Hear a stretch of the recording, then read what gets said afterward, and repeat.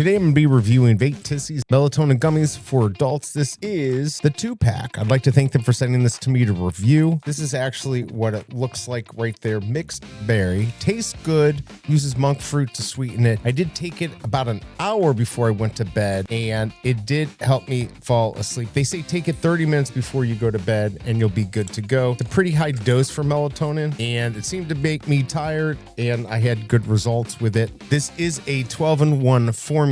Not only is the melatonin going to help you sleep faster, it's going to help you sleep better, and you're going to wake up not groggy. This does have a bunch of natural ingredients. It's got melatonin, L-tryptophan, vitamin B6, magnesium, glycinate, GABA, L-Theanine, an herbal blend which has the ashwagandha, chamomile, lemon balm, valerian, vitamin B12, and finally zinc. So it's also going to help with your immune system. This does really well on Amazon. Not only is it an Amazon choice, it gets 4.4 stars. And last month, the 2-pack sold 300 plus. So people are buying it, people are liking it, and I like to see that. I hope this review helps, and I'll see you next time.